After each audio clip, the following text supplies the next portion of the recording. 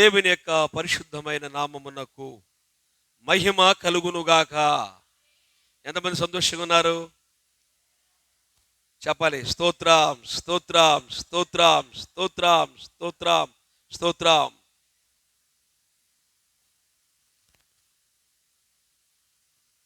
దేవుని యొక్క పరిశుద్ధ జీవ గ్రంథంలో 52వ కీర్తన 8వ వచనాన్ని మనం ధ్యానం చేద్దాం. నేనైతే దేవుని మందిరములో పచ్చని ఒలీవ చెట్టు వలె ఉన్నాను. నిత్యము దేవుని కృపయందు నమ్మిక ఉంచుచున్నాను. చాలండి.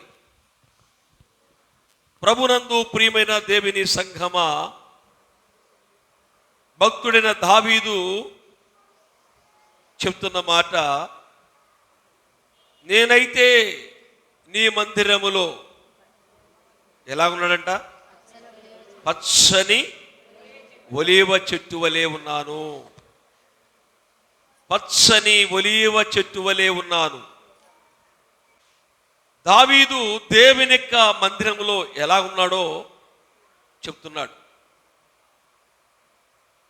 ఎలా ఉన్నాడంట? దేవుని మందిరంలో ఎలా ఉండాలంట?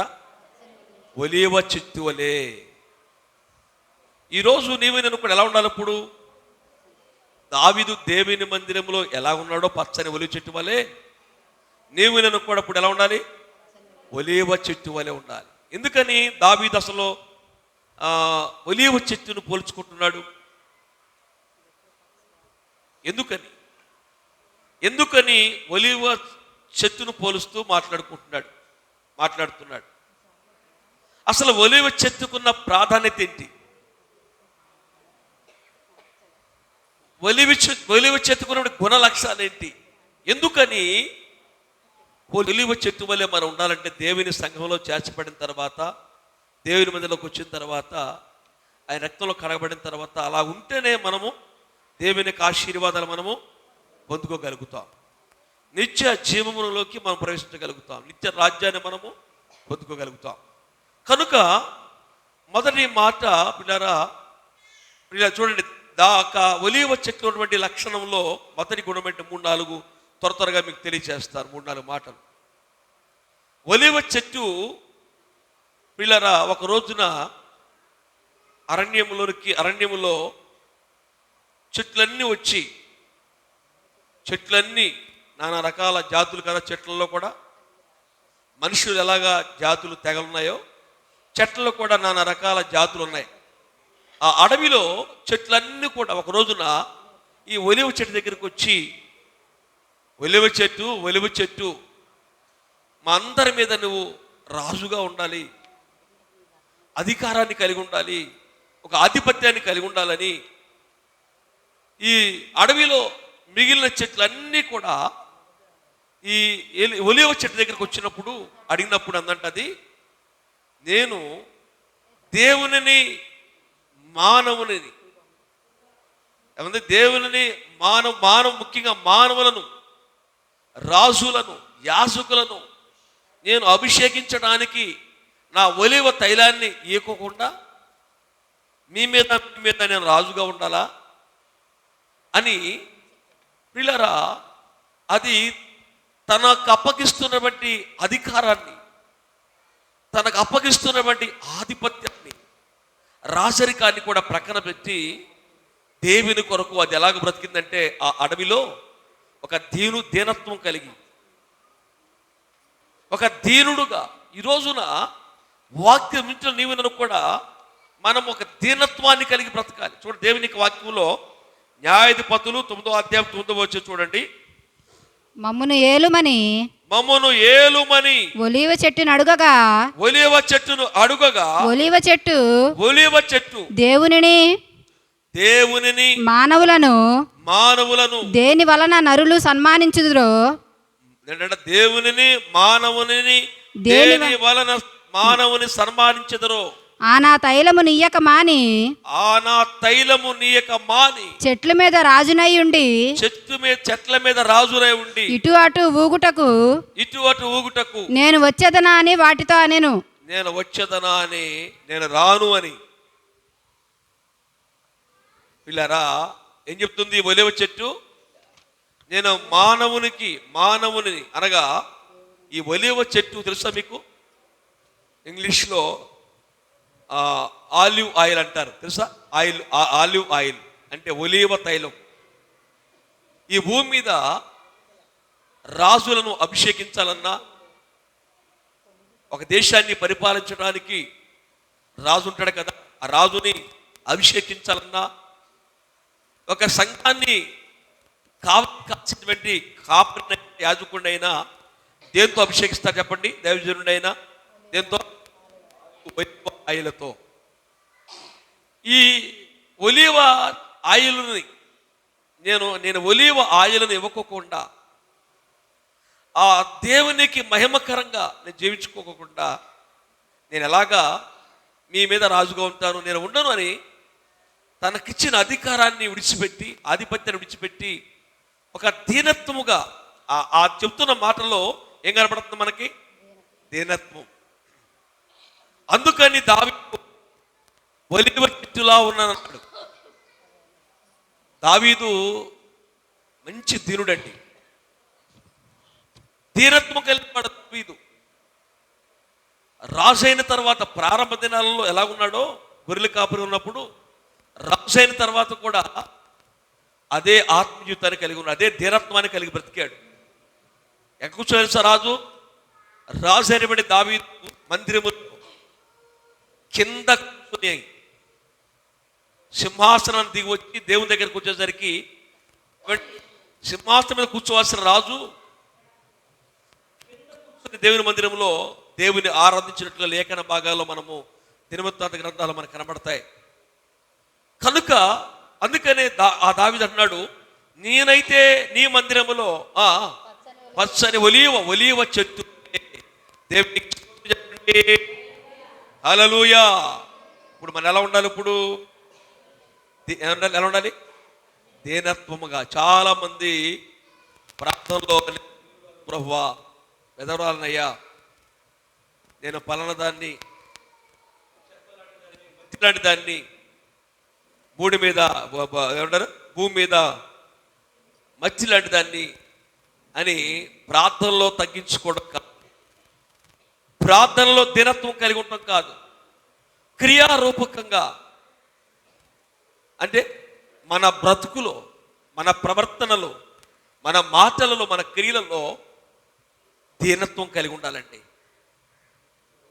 దీనత్వాన్ని కలిగి ఉండాలి సంఘంలో కూడా వీళ్ళారు. అందుకని దేవుని మందిరములో మనం ఎలా ఉన్నా ఒక్కసారి మనం చూసుకోవాలి. ఈ రోజున దీనత్వం కలిగి ఉండాలి. మనం దీనత్వం.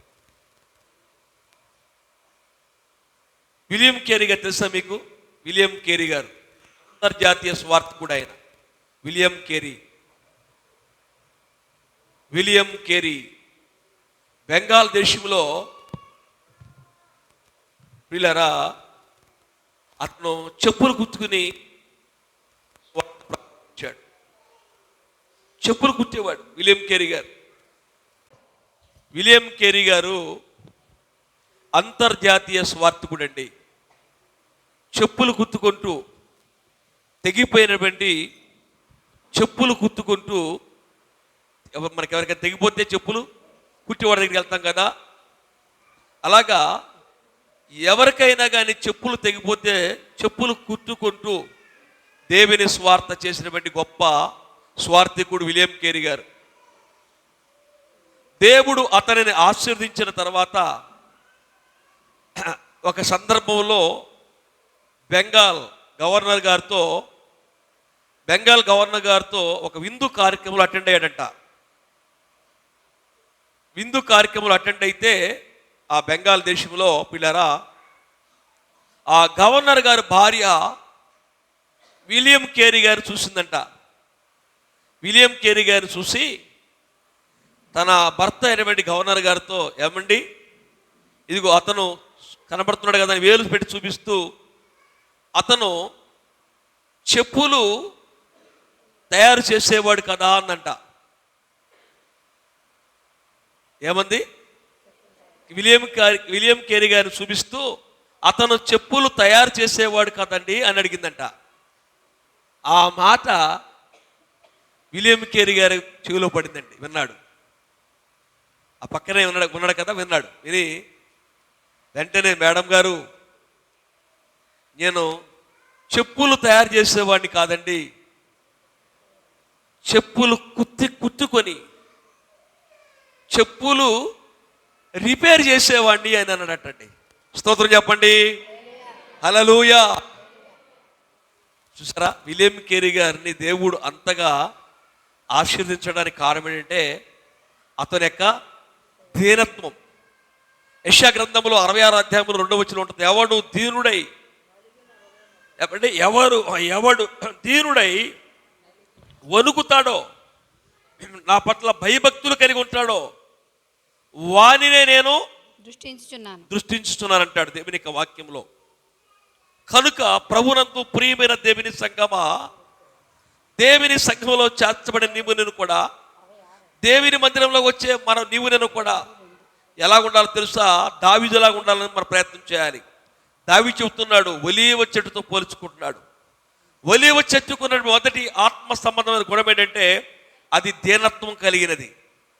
దీనత్వం. ఈరోజు నీవు నేను కూడా దీనత్వం, గర్వించకూడదు, అహంకారులై ఉండకూడదు. దేవుని వాక్యం ఉండదు, అహంకారులై ఉండద్దు. ప్రియులారా, ఈ మధ్య కాలంలో కొంతమంది దైవ సేవకులతో కలిసినప్పుడు ప్రియులారా, ప్రార్థన గురించి వచ్చింది. కొన్ని సంఘాల గురించి మాట్లాడుకుంటూ, దైవ సేవకుల గురించి మాట్లాడుకుంటూ, మరి దేవుడు మనల్ని ఆశీర్వదించాలన్నా, మన సంఘాల వృద్ధిలోకి తీసుకురావాలన్నా ఎక్కువ మనం ప్రార్థనలో గడపాలి అనే అంశం పైన మాట్లాడుతున్నప్పుడు, సేవకులతో నేను ముచ్చరిస్తున్నప్పుడు పిల్లరా, వెంటనే పిల్లరా సాతానుగాడు పక్కన వెంటనే అనమంటున్నాడు. ఏమనంటే, నేను 4 గంటలు వేసి ప్రార్థన చేస్తాను అనమన్నాడు. నేను కూడా వెంటనే అనేశాను. నా ఆత్మీయతలో ఈ అనుభవాన్ని చెప్తున్నా మీకు. ఎప్పుడైతే వాడు అంటున్నాడో నా హృదయంలో ఏమొచ్చిందంటే కొంచెం గర్వం వచ్చింది. నిజమే ప్రార్థన చేస్తే, ప్రార్థనలు ఎక్కువ సమయం గడిపితే సంఘాన్ని దేవుడు బ్లెస్ చేస్తాడు, ఆశీర్వదిస్తాడు, పరిచయ దేవుడు దీవిస్తాడు, వ్యాపారం దీవిస్తాడు అనే అంశం మీద మాట్లాడుతున్నప్పుడు నేను ప్రార్థన చేస్తున్నావు కదా, వాడు అన్నాడు, నువ్వు ప్రార్థన చేస్తున్నావు కదా, 4 గంటలు వేస్తున్నావు కదా, ప్రార్థన చేస్తున్నావు కదా అని అంటే వాడు ఎప్పుడైతే అంటున్నాడో నాలో తెలియనటువంటి గర్వం వచ్చేసింది హృదయంలోకి. వచ్చేసి వెంటనే ఆ యుగం వచ్చేసి వెంటనే నేను అనేసాను వాళ్ళతో, ఇక చూడండి, ఆ తెల్లారి నేను 4 గంటల నిద్ర లేవాల. ఆ తెల్ల 4 గంటల నిద్ర లేగలేపాను. కారణం ఏంటి? ఏమొచ్చింది హృదయంలో? గర్వం. నేనేం చేస్తున్నానని, నేను 4 గంటలు వేసి ప్రార్థన చేస్తున్నానని గర్వం నేనే కదా. సాతానుగాడు మనల్ని ఏం చేస్తా, మనుషుల్ని ఏం చేస్తా, మన ఆత్మజీవితం ఏం చేస్తుంది, పాడు చేస్తుంది. ఆ రోజు తెల్లారి చెప్తున్నాను, 5:30 4 గంటలు లెక్కలేదు, 4:30 లెక్కలేదు, 5 గంటలు లెక్కలేదు, 5:30 లేచాను. సాతానుగాడు ఈ గర్వించడం వలన తెలియనటువంటి హృదయపు గర్వం వచ్చినప్పుడు ఎంత సమయాన్ని కోల్పోయాను ప్రార్థనలో? 1:30. 4 గంటలకు ముందుగానే లేచి ప్రార్థనలు ఎక్కిపించే నేను ఆ రోజు 4 గంటలకు నిద్ర మేలుకు వస్తుంది, కానీ నేను లేచి కూర్చోలేకపోతున్నాను. దరిదాపుగా 1:30 ఆ రోజు ప్రార్థన పాటు చేశాడు సాతాను. కారణం ఏంటంటే నా హృదయంలో ఏమొచ్చింది? తెలియని గర్వం. అప్పుడు వెంటనే, ప్రభువా నన్ను క్షమించయ్యా, ఏ విషయంలో ప్రార్థనలో కానీ, పరిశుద్ధతలో కానీ, విశ్వాసంలో కానీ, నీ పనిలో కానీ ఎక్కడ కూడా గర్వం రాకూడదయ్యా.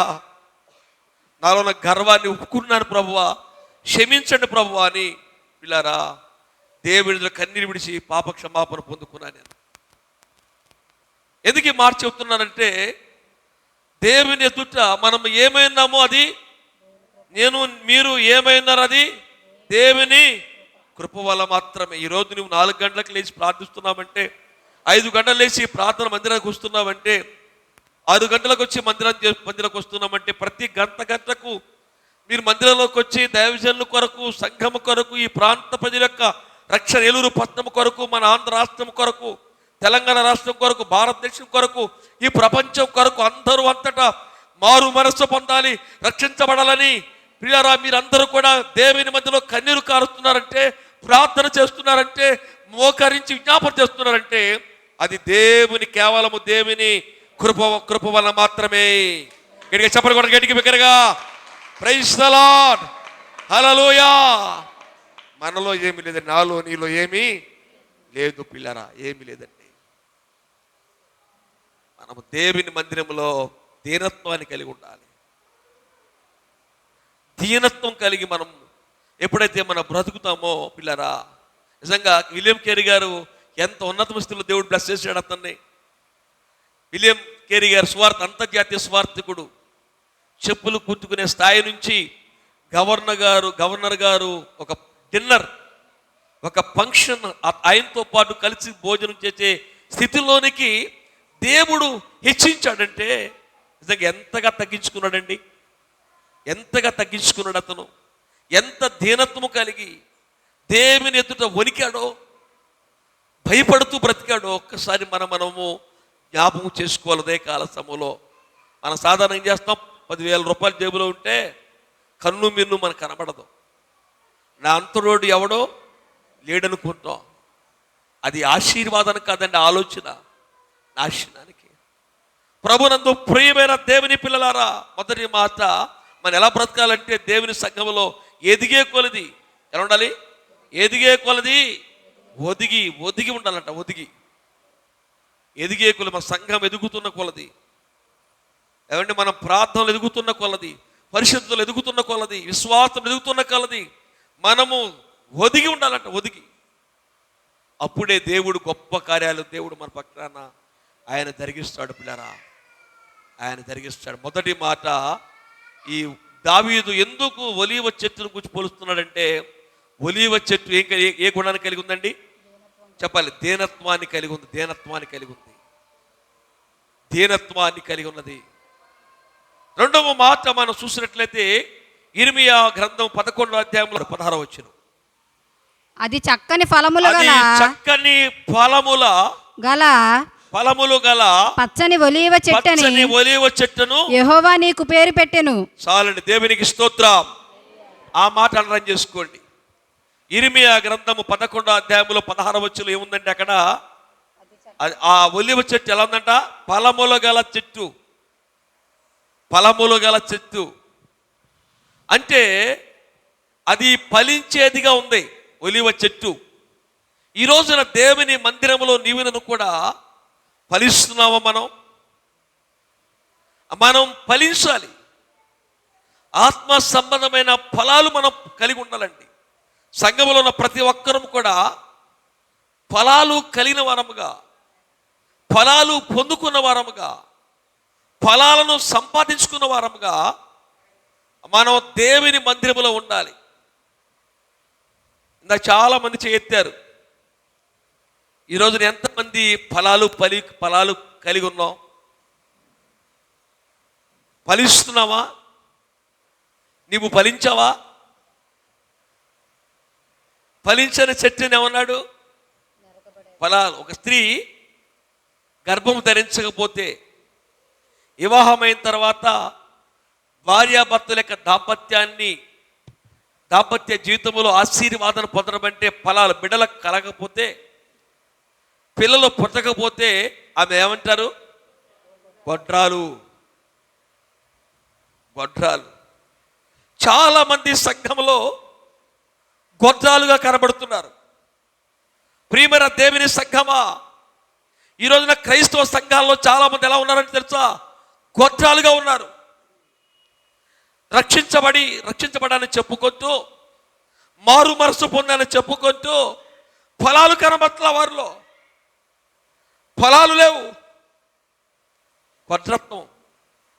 గొడ్రాలుగా పిల్లలు కనని పరిస్థితి. పిల్లలు ఎంత దౌర్భాగ్యం ఇది. ఒక్కసారి నువ్వు జ్ఞాపకం చేసుకో. ఒక మనుషులమే మనమే, స్త్రీలు మనం చూద్దాం. స్త్రీకి తన గర్భాన పుట్టినటువంటి పిల్లలు పాపో బాబో, అమ్మాయో అబ్బాయో పుట్టకపోతే ఎంత వేదన పడుతుందండి, ఎంత దుఃఖపడుతుంది, ఎంత ఏడుస్తుందో. పైకి నవ్వుతున్నా, ఏ ఫంక్షన్కి వెళ్ళాలన్నా, ఏ మీటింగ్కి వెళ్ళాలన్నా, అక్కడ ఎవరితో మాట్లాడాలన్నా మనసులో ఆ స్త్రీకి ఏం గుర్తుకొస్తుంది? ఇంటి దగ్గర నుంచి బయలుదేరే ముందు ఏం గుర్తుకొస్తుంది? నాకు పిల్లలు లేరు. నిజంగా ఆ స్త్రీ, ఆ ఆడకూతురు ఎంత ఏడుస్తుందో, పిల్లలు లేకపోతే పిల్లరా ఎంత ఏడుస్తుందో చెప్పుకోలేని పరిస్థితి. ధనం లేకపోయినా పర్వాలేదు స్త్రీకి, అందం లేకపోయినా పర్వాలేదు స్త్రీకి, మేడ మిద్దలు లేకపోయినా పర్వాలేదు స్త్రీకి. తన గర్భం నుంచి పుట్టిన పిల్లలు లేకపోతే ఆ స్త్రీ పిల్లరా ఎంతో ఏడుస్తుందండి. మరొక స్త్రీగా, ఒక మానవునిగా, ఒక స్త్రీగా నువ్వే పిల్లలు, నీ గర్భం ఫలించకపోతే, నీ గర్భం తెరగకపోతే ఎంత ఏడుస్తున్నావు కదా. నిన్ను సృజించిన దేవుడు, నిన్ను నన్ను పిలిచిన దేవుడు, నిన్ను నన్ను కనిన దేవుని పట్ల మనం ఫలిస్తున్నావా? నీవు ఫలించకపోతే, రక్షణలోనికి రాకపోతే, రక్షణలోనికి వచ్చిన నీవు రక్షణను కాపాడుకోకపోతే దేవుడు దుఃఖపడ్డా? దేవుడు ఏడ్చడా? ఒక్కసారి నిన్ను నువ్వు జ్ఞాపకం చేసుకో. ప్రభునందు ప్రియమైన దేవుని బిడ్డలారా, ఆ యొక్క యోహాను అంటాడు, భక్తుడు యోహాను, బాప్తిసమిచ్చు యోహాను అంటాడు, సర్ప సంతానమా రండి, మారు మనసు తగిన ఫలాలను ఫలించండి, పాప క్షమాపణ పొందు, మారు మనస్సు పొందు, పాపం కూర్చిన పశ్చాత్తాపంతో నీ పాపాలు ఒప్పుకో నీ పాప క్షమాపణ పొందు అని చెబుతూ ఆ యొక్క యోహాను గారు ఒక మంచి మాట అన్నాడు. ఫలించని ప్రతి చెట్టు ఏం చేస్తాడంట? ప్రతి ఫలింపని చెట్టు చేస్తాడు, నరికి అగ్నిలో వేస్తాడు, నరుకుతాడు కొమ్మలుగా. అది ఎండిపోయిన తర్వాత, ముద్దుగా అయిపోయిన తర్వాత ఏం చేస్తాడు? దాన్ని అగ్ని రాజేసి కాల్చేస్తాడట. జాగ్రత్త. ప్రభునందు ప్రియమైన దేవుని బిడ్డలారా, ఎంతకాలం అయితే సంఘాల్లోకి వస్తూ, ఎంతకాలమైంది ప్రభు నమ్ముకున్నానని చెబుతున్నావే, ఎంతకాలమైంది రక్షణ పొందుకొని, ఎంతకాలం సంఘాలకు వచ్చి రక్షణ లేకుండా ఉండి నువ్వు ఫలిస్తున్నావా? ఫలాలెన్ని? ఆత్మ ఫలాలెన్ని? గలతీయులకు రాసిన పత్రికలో 5వ అధ్యాయములు 22వ వచనము ఎన్నున్నాయి ఆత్మ ఫలాలు? 9 ఆత్మ ఫలాలు. మొదటిది ప్రేమ, రెండవది సంతోషము, మూడవది సమాధానము, దీర్ఘశాంతము, దయాళత్వము, మంచితనము, విశ్వాసము, సాత్వికము, ఆశానిగ్రహము. దేవునికి స్తోత్రం. ఎన్ని ఫలాలు? ఈ ఫలాలు నువ్వు కలిగి ఉన్నావా? మంచితనం నీలో ఉందా? మంచితనం, ప్రేమ ఉందా? నీ దైవికమైన ప్రేమ, సాటి మనిషినిగా ప్రేమించే మంచి మనసు, ప్రేమ, సంతోషం,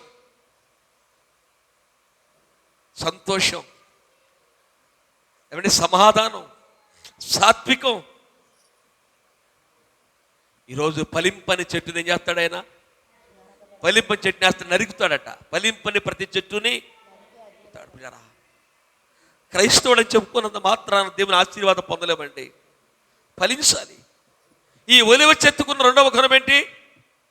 ఫలములు గల చెట్టు. అది ఏం చెట్టు? అది ఫలములు గల చెట్టు. ఇప్పుడు నీకు నాకు ఎన్ని ఫలాలు ఉండాలి? ఆత్మ ఫలాలు ఉండాలి మనలో.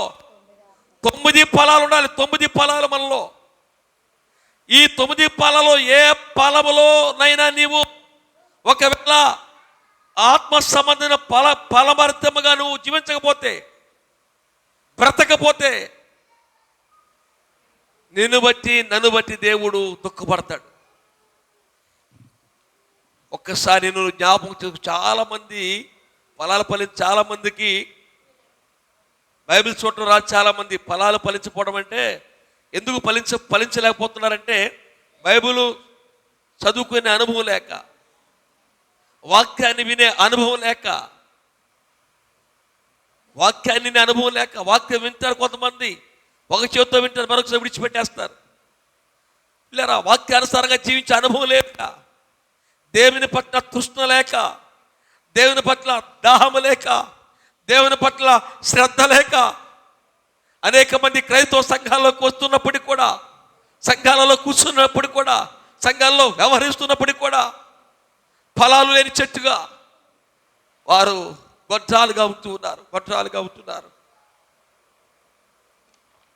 ఒకవేళ ఈ రోజున వాక్యం వింటున్న ప్రియమైన దేవుని బిడ్డ, సహోదరుడా, సహోదరి, గొడ్రాలతనం నీలో ఉందేమో. ఒకవేళ రక్షించబడిన, రక్షణ లేని నీకు గొడ్రాలతనం ఉందేమో, నీకు ఫలాలు ఫలించిన స్థితిలో ఉన్నావేమో. ప్రభు దగ్గరకు రా. ప్రభువా, ఫలింపని ప్రతి చెట్టు నరకబడతాదని విన్నానయ్యా. నరకబడిన చెట్టును కొమ్మలను కాలుస్తామని విన్నారు. నా భక్తి, నా క్రైస్తవత్వం నిష్ప్రయోజనమే. నన్ను క్షమించండి ప్రభువా అని ఈ రోజున పశ్చాత్తాపంతో క్షమించమని అడుగు సహోదరుడా, క్షమించని అడుగు సహోదరి, క్షమించమని అడుగు. దైవజనుడి హృదయపు లోతులోని బాధ భారము నీతో మాట్లాడుతుండగా, దేవుడు నీతో మాట్లాడుతుండగా వాక్యము ద్వారా ఈరోజు ఇలా ఉన్నావు. ఫలించే కొమ్మగా ఉన్నావా? ఏసేపు ఫలించేటువంటి కొమ్మ.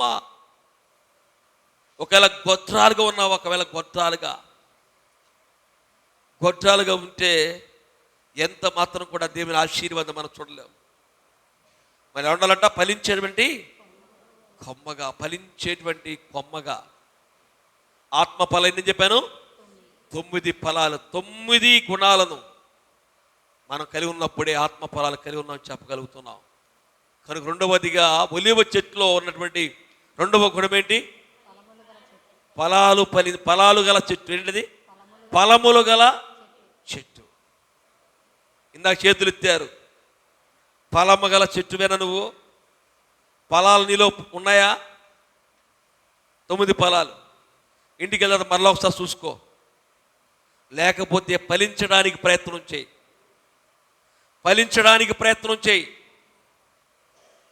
మూడవదిగా మనం చూసినప్పుడు పిల్లరా, హోషేయ గ్రంథములో పిల్లరా చూడొకసారి మాట మనం జ్ఞాపకం చేసుకుందాం.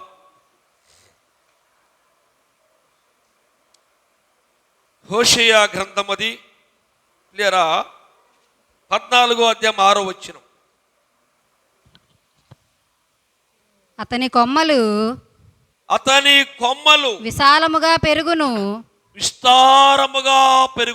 ఒలీవ చెట్టునకు కలిగినంత సౌందర్యము అతనికి కలుగును. చాలండి, ఆ మాట అర్థం చేసుకోండి.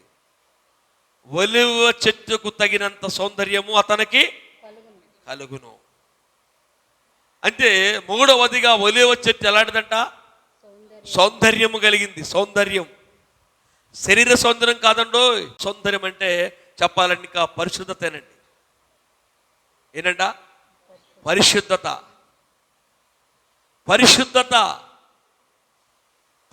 లేకుండా దేవుని మనము చూడలేము.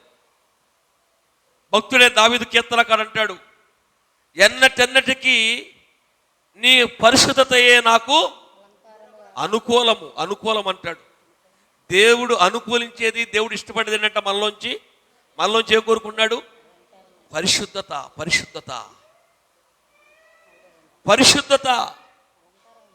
ఈ రోజున చిందాక చేతులు ఎత్తిన నీవు ఇప్పుడు ఏముండాలి? నాలో ఏముండాలి?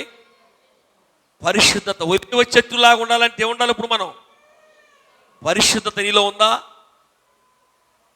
ఒక ఆయన మాకు తెలిసిన ఒక ఆయన ఉన్నాడు బాగా. ఆయన పేరు పరిశుద్ధ బాబు. కానీ ఆయన సిగరెట్ కాలుస్తూ ఉంటాడు. ఇప్పుడు ఏం చెప్పాలి? అతన్ని పేరులో పరిశుద్ధత ఉంది కానీ క్రియలలో బ్రతుకులో పరిశుద్ధత ఉందా? ఏమండి, పరిశుద్ధత ఉందా? పరిశుద్ధత లేదు. ఇంకా సిగ్గు లేదు పేరు పెట్టినందుకు, ఆ పేరు పెట్టుకున్నందుకు. ఏమండి, క్రైస్తవ సంఘాలు ఏం లేదంటే వాళ్ళ పరిశుద్ధత లేదు ఎక్కడ. కారమైన శత్రువైన సాతానుడు ఏం చేస్తున్నాడు? పరిశుద్ధతను దొంగిలిస్తూ ఉన్నాడు. నీలో ఉన్న పరిశుద్ధతను పాడు చేస్తూ ఉన్నాడు. కారణం ఏదో ఒక సమస్య మీద పెడతా ఉన్నాడు. ఏదో ఒక రుణబాధలనే పేరుతో, ఏదో ఒక రోగం అనే పేరుతో నీ ఆత్మజీవితాన్ని అణిచివేయాలని, నీ ఆత్మజీవితాన్ని దేవుని దగ్గరికి దూరంగా చేయాలని శత్రువైన సాతానుడు నీలో ఉన్న పరిశుద్ధతను, నీలో ఉన్న ఆత్మజీవితాన్ని వాడు దొంగిలించాలని, వాడు దొంగిలించాలని, వాడు నిన్ను పాడు చేయాలని వాడు ప్రయత్నిస్తున్నాడు. ప్రభునందు ప్రియమైన దేవుని సంఘమా, ఒక్కసారి నిన్ను నువ్వు జ్ఞాపకం చేసుకో. దేవుని పరిశుద్ధత కలిగి ఉన్నావా? నువ్వు దేవుడు నీకు ఇచ్చిన పరిశుద్ధతను కాపాడుకుంటున్నావా? ఒక్కసారి నువ్వు ఒక మాట జ్ఞాపకం ముందుకు వెళ్తాను. అలెగ్జాండర్ అనే చక్రవర్తి ఒక దేశాన్ని పరిపాలించే రాజు పేరేంటి? అలెగ్జాండర్ చక్రవర్తి. ఆ రాజు దగ్గరికి ఒక సైనికుడు పట్టుకొచ్చారంట. ఒక సైనికుడు పట్టుకొచ్చి, రాజా, ఇదిగో యుద్ధ భూముల నుంచి వీడు పారిపోతున్నాడు. శత్రువుతో యుద్ధం చేయకోకుండా వాడి ప్రాణాన్ని కాపాడుకోవటం కోసం యుద్ధ భూముల నుంచి పారిపోయిన వ్యక్తి వీడు పారిపోతుండగా వీడిని పట్టుకొచ్చాం, నీ ముందు పెట్టామని ఆ యొక్క కొంతమంది సైన్యాధిపతి ఆ సైనికుడిని తీసుకొచ్చి రాజు దగ్గర పెట్టారట. రాజు ముందు పెడితే, పిల్లరా, ఆ యొక్క రాజు గారు అన్నట, అరే బాబు, నీ పేరేంటని అన్నాడండి. నీ పేరేంటని అడిగాడంట. వాడనంట భయపడుతున్నాడంట పేరు చెప్పడానికి. భయపడుతూ వణికిపోతున్నాడు రాజుగారు ఆ పేరు అడిగినప్పుడు. అసలు నీ పేరేంటి చెప్పు అంటే వాడంట భయపడుతూ రాజుగారు చెప్పంటారు కదా అని వాడి పేరు చెప్పి, అయ్యా రాజుగారు, రాజా, నా పేరు అలెగ్జాండరు అన్నాడండి. ఏమన్నాడు? అలెగ్జాండరు అన్నాడంట. ఈ రాజు ముఖం చిన్నపుచ్చుకున్నాడు అంటే అంతమందిలో. ఎందుకంటే ఈ రాజుగారి పేరేంటి? అలెగ్జాండర్. చిన్నపోయింది ముఖం. నా పేరు పెట్టుకున్నవాడు యుద్ధంలోకి వెళ్ళిన తర్వాత యుద్ధంలో శత్రువుతో యుద్ధం చేసి యుద్ధంలో జయానన్నా పొందుకోవాలి. ఒకవేళ యుద్ధంలో గెలవలేకపోతే, యుద్ధంలో శత్రువుతో పోట్లాడకపోతే ఆ యుద్ధ భూమిలో ప్రాణాలైనా పోగొట్టుకోవాలి. నా పేరు పెట్టుకున్నటువంటి వీడు ఏంటి యుద్ధం నుంచి పారిపోయాడు, యుద్ధ భూముల నుంచి పారిపోయాడు ఏంట్రా అని మొక్క చిన్నపోయి ఒక 5 నిమిషాల తర్వాత ఆ రాజుగారు అన్నాడంట, ఆ రాజుగారి పేరు పెట్టుకున్న చక్రవర్తి అని పెట్టి ఈ యుద్ధ భూముల నుంచి పారిపోయిన సైనికుడు అన్నాడంట, అరే బాబు, అసలు సైన్యంలోకి నువ్వు ఎలాగొచ్చావు? అసలు సైన్యంలో ఎలా చేర్చబడ్డావు? నీకు నువ్వుగా వచ్చావా, బలవంతం చేశారా? ఇక మీద నువ్వు నీ పేరైనా మార్చుకో, నీ బ్రతుకైనా మార్చుకోమన్నాడు రాజుగారు అన్నట్టు. దేవుని స్తోత్రం చెప్పండి. హల్లెలూయా. ఏమన్నాడు రాజుగారు? పేరైనా మార్చుకో, బ్రతుకన్నా. ప్రియమైన దేవుని సంఘమా, ఈరోజు దేవుని సంఘములు ఎలా ఎత్తుండే నమ్ముకోనని చెప్తున్నావు, కానీ నీకు పరిస్థితి లేదు. నీలో తాత్కాలికమైన సుఖభోగాల వరకు కనిపెడుతున్నావు. క్షణకాలం శరీరాన్ని సుఖాన్నిచ్చే దానిపై మనసు పెడుతున్నావు. దేవుని ఆశీర్వాద కొరకు కారణం ఏంటంటే ఈ శత్రువు సాతానుడే. ఇందాక చేత ముందు చెప్పిన మాట దేవుడు మాట్లాడినట్లుగా మనతో ఏమైనా సాతానుడు ఏం చేస్తాడు? నీకు ఏదో ఒక ఆత్మీయంగా ఎదుగుతున్న నిన్ను, పరిశుద్ధంగా జీవిస్తున్న ఏం చేస్తాను, నిన్ను నీ ఆత్మీయతాన్ని పాడు చేయాలని వాడు ఏం చేస్తాడు చెప్పాడు. వాడు ఏం చేస్తాడంట? నీకు రుణబాధలు పెడతాడు, లేకపోతే పేదరికానికి కలగ చేస్తాడు, ఇంకేం చేస్తాడు? అవమానాలు, నిందలు. అయినప్పటికీ కూడా ఎక్కడ కూడా నువ్వు డిస్టర్బ్ కాకోకుండా దేవుని కొరకు నువ్వు నిలబడితే, పరిశుద్ధతను కొనసాగించగలిగితే, అండ్ ఒలీవ చెట్టుకున్నటువంటి సౌందర్యము, ఒలీవ చెట్టుకున్న పరిశుద్ధతను నీవు నేను కూడా కలిగి ఉన్నప్పుడు, కాపాడుకున్నప్పుడు, నువ్వే శ్రమలలో అయితే పడి ఉన్నావో, ఏ దారిద్ర్యంతో అయితే పడి ఉన్నావో, ఆ దారిద్ర్యంలోంచి, ఆ శ్రమలలోంచి నా దేవుడు పైకి లేవనెత్తునుగాక, నిన్ను పైకి నిలబెట్టునుగాక, ఆ శ్రమ అనే కొండ నుండి నిన్ను పైకి ఎక్కించునుగాక. చేస్తారు దేవుడు కార్యం. ఎప్పుడు ఎప్పుడు ఎప్పుడు ఒలివ చెట్టులాగా సౌందర్యం కలిగినప్పుడు, పరిస్థితులను మనం కాపాడుకున్నప్పుడు. ప్రభునందు ప్రియమైన దేవుని బిడ్డలారా, యోబు గారు జీవితంలో ఎంత ఆత్మీయుడోనండి. యోబు ఎంత ఆత్మీయ బిడ్డో. యోబు గారు మంచి ప్రార్థనా పరుడు. అరుణోదయమున లేచి ఏం చేసేవాడు? ప్రార్థన చేసేవాడు. అరుణోదయం లేచి ప్రార్థన చేసేవాడు. అరుణోదయమైన బిడ్డల కొరకు విజ్ఞాపన చేసేవాడు. కన్నీరు కార్చేవాడు. ఎంతమంది ఉన్నారు ఈరోజు అరుణోదయమైన నిద్ర లేచి మేలుకుండి ప్రార్థన చేసేవాడు బిడ్డల కొరకు, సంఘం కొరకు, సేవకుడి కొరకు? చాలా తక్కువ మంది కనబడుతున్నారు. అటువంటి జీవితంలో అతనికి యథార్థతను పాడు చేయాలని, తనకున్న పరిశుద్ధతను పాడు చేయాలని సాతానుడు దేవుని దగ్గర పర్మిషన్ తీసుకున్నప్పుడు కూడా తన జీవితం ఎలాంటి శ్రమలు వచ్చినాయి. తన జీవితంలో 10 మంది పిల్లలు ఒకే రోజున, ఒకరోజు రెండు రోజు కాదు, సంవత్సరం ఒకడు కాదు, 10 సంవత్సరాలకు ఒక్కొక్కడు కాదు, ఒకే రోజు, ఒకే సమయము. కానీ యోబు గారి పిల్లలు ఒకే తల్లిదండ్రులు పుట్టి పిల్లలు. ఎంతమంది? 7 కుమారులు, 10 మంది ఒకే రోజు ఏమయ్యారు? చనిపోయారు. ప్రభునందు ప్రియమైన దేవుని బిడ్డలారా, దేవుని యొక్క వాక్యంలో మనం చూసినప్పుడు అక్కడ యోబు గారు యథార్థతను విడిచిపెట్టలా. 10 మంది పిల్లలు ఒకే రోజున చనిపోయారు. అంత మాత్రమే కాదు, తన యావత్ ఆస్తంతా పోగొట్టుకున్నాడు. 3వదిగా తన శరీరం అంతా ఏమైపోయింది? కుష్ఠరోగం. గీరత ఉంటే రక్తం వస్తుంది, రక్తంలోంచి ఏమొస్తున్నాయి? పురుగులు వస్తున్నాయి. ఈ శరీరం పట్టిన కుష్ఠరోగాన్ని గీరత ఉంటే ఏమొస్తుంది? రక్తం వస్తుంది. రక్తంలోంచి ఏమొస్తున్నాయి? పురుగులు వచ్చేస్తున్నాయి, బయటికి పురుగులు వచ్చేస్తున్నాయి. అటువంటి పరిస్థితుల్లో భార్య ఒక రకంగా ప్రేమ కలిగిందిగా అని చెప్పొచ్చు, ఒక పక్కన దేవుని మీద కోపం కలిగిందని కూడా చెప్పొచ్చు.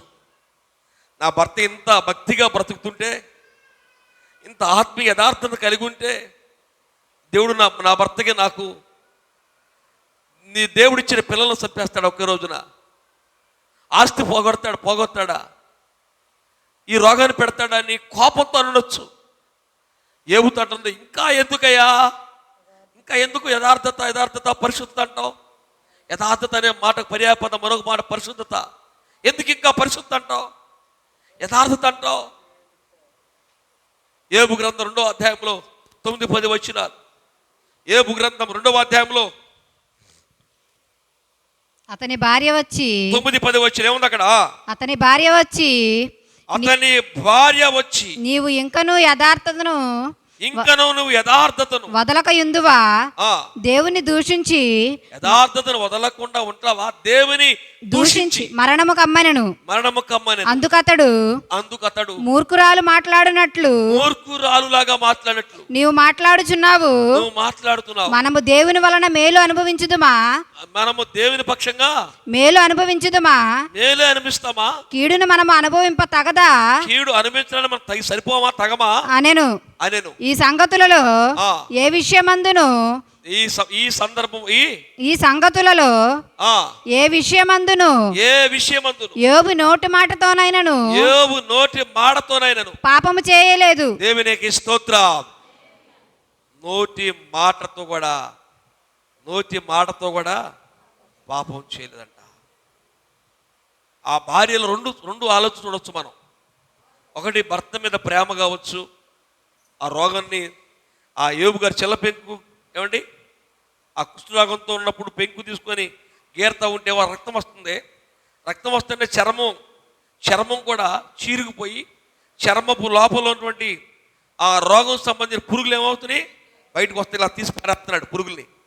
ఇలా తీసి పారేస్తుంటే భార్య భర్త పట్ల ప్రేమ కావచ్చు, ఒకవేళ ఇంత ఆత్మీయంగా మేము బ్రతికినా దేవుడు ఇలా చేస్తావా అని దేవుని మీద కోపం అయి ఉండొచ్చు.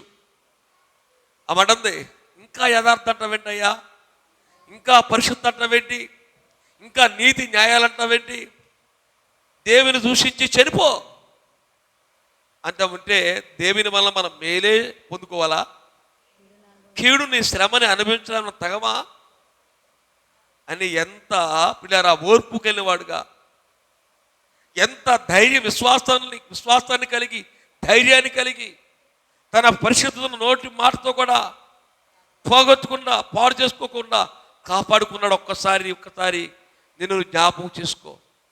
నువ్వు ఎలాగున్నావు ఈ రోజున? ఆ పరిశుద్ధతను కాపాడుకుంటున్నావా? ప్రభునందు ప్రియమైన దేవుని బిడ్డలారా, పరిశుద్ధం లేకుండా దేవుని మనం చూడలేం. నేను చాలాసార్లు చెప్తాను, పరిశుద్ధం లేకపోతే మనలో ప్రార్థన చేయలేం. ప్రార్థన చేసేవాడు పాపం చేయడు, పాపం చేస్తున్నవాడు ఇదన్నిటికి కూడా కారణం పరిశుద్ధత. చెప్పండి, పరిశుద్ధత. పరిశుద్ధంగా బ్రతకాలంటే ఏం చేయాలి? నువ్వు ప్రార్థనతో నీ జీవితాన్ని కాపాడుకోవాలి. ఈ రోజున ఒక్కసారి నేను జ్ఞాపకం చేసుకో. ఈ ఒలీవ చెట్టును ఎందుకు పోల్చుకున్నాడంటే, ఒలీవ చెట్టుకున్న మూడో గుణం ఏంటి? సౌందర్యం. మొదటి గుణం ఏంటి? ఏమండి? మొదటి ఫలమగల చెట్ట. దేవునికి స్తోత్రం చెప్పండి, చేద్దాం హల్లెలూయా. ఈ ఒలీవ చెట్టుకున్న మొదటి గుణం ఏంటి? దీనత్వం, దీనురాలు. ఏంటి? రెండోది ఏంటండి? ఫలముల గల చెట్టు. మూడవది ఏమండి? సౌందర్యం కలిగితే పరిశుద్ధకు సాదృశ్యం. 4 వచ్చి ముగిస్తా. 4వది ప్రభునందు ప్రేమ బిడ్డలారా, ఆది కాండం త్వరగా ఆది కాండము 8వ అధ్యాయములో ఒక్క మాట మనం జ్ఞాపకం చేసుకుందాం. ఆది కాండములో 8వ అధ్యాయములో పిల్లరా, 8వ అధ్యాయములో 11వ వచనం. సాయంకాలమున అది అతని యొద్దకు వచ్చినప్పుడు త్రుంచబడిన ఒలీవ చెట్టు ఆకు దాని నోట ఉండెను గనుక నీళ్లు భూమి మీద నుండి తగ్గిపోయినను నోవాహునకు తెలిపెను. దేవునికి స్తోత్రం. ఆ నోటిన ఏ నోట? పావురము నోట్లో ఉందంట. పావురము నోట్లో ఏముందండి? ఒలీవ ఆకు ఉంది. ఒలీవ ఆకుందండి పావురం నోట్లో. అక్కడ సందర్భం ఏంటంటే, నోహోవు ఉన్న దినాలలో దేవుని ఉగ్రత వచ్చింది. ఏమండి? దేవుని ఉగ్రత వచ్చినప్పుడు ఆ యొక్క ఆకాశము తెరవబడిందంట. 40 దినాలు భూమి మీద ప్రచండ వర్షం, పగలు రాత్రి ఎడతెరిపి లేకుండా వర్షం పడినప్పుడు దరిదాపుగా 150 మూరల ఎత్తు ఆ వర్షము నీరు, అంటే ఆకాశం తెరవబడినట్లుగానే ఆకాశము తెరవబడింది. చాలా మంది రైతులు అంటారు, ఒక 2 రోజులు కానీ, ఒక రోజుగా 2 రోజులు కానీ వర్షం పడితే ఆకాశం తెలుసుకుందండి అంటే ఏమంటారు? ఆకాశం చిల్లుబడింది అంటారు. ఏమంటే ఆకాశానికి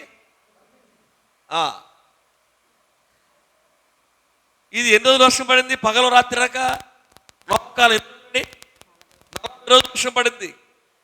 ఈ నీటి ప్రవాహం అంట 150 మూర అడుగులు కాదు, 150 మూరలు ఎత్తు ప్రవహించిందంట. ఆ ప్రవాహంలో ప్రజలందరూ చనిపోయారు. నోహు కుటుంబం మాత్రమే వాడలో చేర్చబడి ఆయా పక్షులు, ఆయా జంతువులు ఆడమ్మగా చొప్పున బ్రతికి బట్టగట్టినాయి.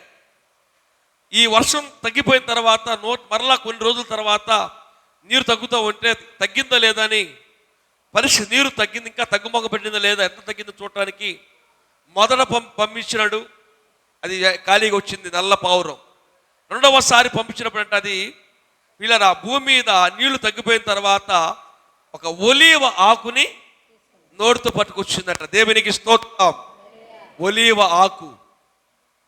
ఒలీవ ఆకది. ఆ మాటకున్న అర్థం ఏంటంటే, వీళ్ళరా ఈ యొక్క ఆ ఒలీవ ఆకు నీళ్లు లాంటి లోకంలో ఈ ఒలివాకు ఎక్కడుంది? దరిదాపు కొన్ని రోజులు 150 రోజులు పైబడి 150 రోజులు పైబడి నీళ్ళ ఎక్కడుంది? ఒలివ చెట్టు ఒలివాకు నీళ్ళలో ఉంది. అయినా కానీ అది నీళ్ళల్లో అయినా కానీ అది చనిపోలా, నశించిపోలా, అది బ్రతికే ఉంది. అలాగున లోకం లాంటి నీళ్ళనే లోకంలో మనం ఉన్నాం. నీళ్ళనే లోకంలో మనం ఉన్నాం. లోకంలో ఇప్పుడు ఏముంది? శరీరాశ, నేత్రాశ, జీవడమ్మం. ఈ యొక్క నీళ్ళు అనే లోకంలో మనం ఉన్నాం. ఈ లోకంలో శరీరాశ ఉంది. శరీరాశ, నేత్రాశ, శరీరాశ, నేత్రాశ, జీవపడం. జీవపడం ఏంటండి? జీవపడం ఏంటండి? గర్వం. ఇలా ఇవన్నీ కూడా శరీర సంబంధ వేచ్యలు, ఇవన్నీ కూడా. కనుక మనం ఏం చేయాలంటే శరీరాన్ని మనం ఏం చేయాలి? ఇప్పుడు జయించాలి. శరీరాన్ని మనం ఈ లోకంలో పడి నశించిపోకుండా ఉండాలంటే, ఇంకా చెప్పాలి, ఒలివ చెట్టు నాశనం కానిది. ఒలివ చెట్టు కానీ ఒలివ మొక్క అని ఏంటంటే ఏం లేదంట, నాశనం లేదు దానికి. నీవెను కూడా నాశనం లేని వారికి ఉండాలంటే అది నీళ్ళు లాంటి ఆ సముద్రంలో నీటి వర్షపు నీళ్ళలో మునిగిపోయినా అది నాశనం కాల. అలాగే మనం కూడా నీళ్ళు లాంటి ఈ శరీరేచ్ఛలో, ఈ లోకంలో పాపంలో కనుక దీన్ని మనం ఏం చేయాలి చెప్పండి? జయించాలి, జయించాలి. దేవునికి స్తుతి చెప్పండి. హల్లెలూయా. మనం జయిస్తేనే మనం నాశనం అవ్వండి. మన చనిపోయినా మన ఆత్మ ఎక్కడికి వెళ్తుంది? పరలోకం. మన శరీరాన్ని జయించినప్పుడే. మన శరీరాన్ని నీవు ఏలుబడి చేయాలి, ఎదురు ఏలుబడి చేయడం కాదు. నా శరీరాన్ని ఎవరు ఏలుబడి చేయాలి? ఇప్పుడు నా శరీరాన్ని ఎవరు ఏలుబడి చేయాలి? మా అమ్మాయా లేదా మరొక వ్యక్తా? నా శరీరం ఎవరు ఏలుబడి చేయాలి? నేను ఏలుబడి చేయాలి. అంటే నా శరీరాన్ని నేను ఏం చేయాలి? ఇప్పుడు జయించాలి. శరీరంలో ఏమున్నాయి? ఇప్పుడు ఏమన్నా శరీరంలో నేత్రాశ. కన్య ఉండతే, కన్య ఉండతే చూసిందల్లా బాగుందనిపిస్తుంది. ఏమండి? శరీరం ఏమంటది? తినో తినో. ఎంతకాలం పోతావు? ఈ కరోనా కాలం, ఇది ఒమిక్రాన్ కాలం, ఎంతకాలం పోతావు? తిన్నువు, తాగు నువ్వు, సుఖించు నువ్వు అంటుండతే. ఇప్పుడు నువ్వేం చేయాలి? ఆత్మని నువ్వేం చేయాలి? ఇప్పుడు చేరమై తినితే త్రాగితే ఇక్కడ ఎలాగో సత్తాను, అక్కడ కూడా చచ్చిపోయింది. అదేం చేస్తాను? మనల్ని పరదేశులమో ప్రియులారా మన పురమిది కా, అప్పుడు గుర్తొస్తుంది మనకి. చచ్చిపోయిన తర్వాత బతుకున్నాం చెప్పు, నాది, నాది, నేను నాది. జాగ్రత్త ప్రియమైన దేవుని బిడ్డ. ఎంతకాలం బ్రతుకు మన బ్రతుకు మన జీవం మనకు తెలియదు, మన మనకు తెలియదు. జాగ్రత్త. నీవు ఎంతకాలం బ్రతికినా మన ఆత్మ నశించిపోకుండా ఉండాలంటే నీవు నేను ఎలా బ్రతకాలి? ఇప్పుడు ఒలీవ మొక్కలాగా, ఒలీవ చెట్టులో బ్రతకాలి. స్తోత్రం చెప్పు. హల్లెలూయా. ఒలీవ చెట్టులో బ్రతకాలి. నేను ముగిస్తున్నాను. ఒకసారి మన జ్ఞాపకం చేసుకుందాం ఈరోజు ఉదయకాల సమయంలో. ఎందుకని దావీదు అన్నాడు? ఇప్పుడు అర్థమైంది మీకు? దావీదు ఏమన్నాడు ఇప్పుడు? చెప్పండి. దావీదు ఇప్పుడు ఏమన్నాడు? ఒలీవ చెట్టులాగా ఉన్నాడు కాబట్టి పచ్చగా ఉన్నాడు. ఏమన్నాడు? నేనైతే నీ పచ్చని పక్క పెట్టండి. ఎలా ఉన్నాడు? ఒలీవ చెట్టు వలె ఉన్నాడంట. ఇప్పుడు ఒలీవ చెట్టుకి ఇప్పుడు పచ్చగా ఉండటం అనేది ఆశీర్వాదం. ఒలీవ చెట్టు అనేది ఒక చెట్టు. ఇప్పుడు నీవు నేను ఎలా ఉండాలి? మందిరంలో చేతులు ఎత్తాం మనందరం. ఇప్పుడు ఎలా ఉండాలి? ఒలీవ చెట్టు వల్ల. ఇప్పుడు ఒలీవ చెట్టుకు ఎందుకని అన్నాడు? ఒలీవ చెట్లు 4 గుణాలేంటి చెప్పండి? మొదటిది ఏంటి చెప్పాలి? మొదటిది ఏంటి? దీనత్వం. రెండవది ఫలాలు ఫలించాలి. మూడవది సౌందర్యం అంటే పరిశుద్ధ సాదృశ్యం. నాలుగవది ఏంటి? ఏం చేయాలి? నాలుగవది నాశనం కాకోకుండా మన శరీరాన్ని మనం ఏం చేయాలి? జయించాలి. ఒక తీర్మానం చేసుకో. ప్రభువా, ఈ నూతన సంవత్సరంలో నా కొరకే మాట్లాడావయ్యా. ఒక ప్రత్యేకమైన కోణంలో నన్ను దర్శించే వాక్యం ద్వారా నా అవిధేయతలు క్షమించయ్యా, నా పొరపాట్లు క్షమించయ్యా. నేను నీ మందిరంలో ఒక ఒలీవ చెట్టు వల్ల ఉండాలనుకుంటున్నానయ్యా. ఒక ఒలీవ చెట్టు వల్ల నన్ను నిలబెట్టయ్యా. అని పశ్చాత్తాపడతావా? నీ కొరకు నేను ప్రార్థన చేయబోతున్నాను. కన్నీటి బుట్టి విడగలుగుతావా? ప్రభా నన్ను క్షమించయ్యా, క్షమించు నాయనా, నన్ను క్షమించు ప్రభువా. నాలో ఏమి లేకపోయినా, నాలో ఉన్న అందాన్నో నీకు ఉద్యోగాన్నో గర్విస్తున్నావు. ఒకవేళ గర్వం నాశనం. ఒక్కసారి నువ్వు పరిశీలించుకో. వాక్యమనే అర్థములను చూసుకో. ప్రియమైన దేవుని బిడ్డ, నీతోనే మాట్లాడాడు స్పష్టంగా ప్రభు. నిన్ను ఆశీర్వదించాలని, నీ పిల్లలను, నిన్ను, నీ కుటుంబాన్ని, నీ వ్యాపారాన్ని పచ్చని ఒలివ చెట్టు వలె, పచ్చని తోట వలె ఉంచాలని దేవునితో మాట్లాడాడు. కమాలే, మోకరించి ప్రభువా నన్ను క్షమించు ప్రభువా. కమాన్, మోకరించులే. ప్రభువా నన్ను క్షమించు. తాత్కాలిక సుఖభోగాల కొరకు పరిగెడుతున్నాను ప్రభు, దైత్యం నన్ను క్షమించు ప్రభువా. నన్ను క్షమించు, నాతో మాట్లాడడానికి స్తోత్రాలయ్యా, కృతజ్ఞతలు ఆయన. ప్రార్థన చేసుకుందాం. పరిశుద్ధుడు అయిన మా ప్రేమ గల తండ్రి, నీ దాసు ద్వారా ఎత్తబడిన వాక్యము మా హృదయాల్లో పడి ఫలింపచేయండి. నీ మారు లేదా వినిలిపోవడం కాదు, కానీ మేము కూడా దావీదు అలాగా బ్రతికాడు కాబట్టి ఒలివ చెట్టులాగా మందిరంలో గొర్రెల కాపరిగా ఉన్న దావీదుని రాజుగా చేసావు ప్రభువా. సింహాసనం మీద కూర్చోబెట్టావు నాయన, నీకు వందన. అలాగ మమ్మల్ని కూడా ఒక ఉన్నతమైన స్థితిని మాకు ఇవ్వాలని, ఒక ఉన్నతమైన భవిష్యత్తు మాకు చూపించాలని మీరు మాతో మాట్లాడినందుకు వేల కొలది వందనాలు, కృతజ్ఞతాస్తుతులు చెల్లిస్తున్నారు ప్రభువా. అయ్యా మేము కూడా దీనత్వం కలిగిన వారముగా, అయ్యా మేము కూడా అయ్యా నా తండ్రి ప్రభువా నీ సన్నిధిలో నాయన అయ్యా సౌందర్యాన్ని కలిగిన వారముగా, ఫలాలు ఫలించే వారముగా, ఆత్మ సంబంధమైన ఫలాలను ఫలించే వారముగా, నీకు వ్యతిరేకమైన, నీకు ఆయాసకరమైన పరిస్థితి అయ్యా నా ప్రవర్తన మాలో తొలగించు నాయన. ప్రతి అవిధేయతను ఒప్పుకుంటున్నాం ప్రభువా, మమ్మల్ని క్షమించండి నాయన. క్షమించి ప్రభువా, మేము నశించిపోకూడదు మాలో ఉన్న ఆత్మ ప్రభువా. కనుక నాయన అయ్యా నిత్యము నిలిచి ఉండేది ఒలివ చెట్టని, నాశనము కానిది ఒలివ చెట్టని, అయ్యా సౌందర్యము కలిగింది ఒలివ చెట్టని, అయ్యో ఫలాలు గల చెట్టని ఒలివ చెట్టని, దీనత్వం కలిగిందని ఒలివ చెట్టని నీ దాసు ద్వారా మాతో మాట్లాడిన ప్రతి మాట కొరకు స్తోత్రాలు నాయన, కృతజ్ఞతాస్తుతులు చెల్లిస్తున్నా ప్రభువా. నీ మాటకు లోబడి జీవించే కృప మా అందరికి దయచేయండి.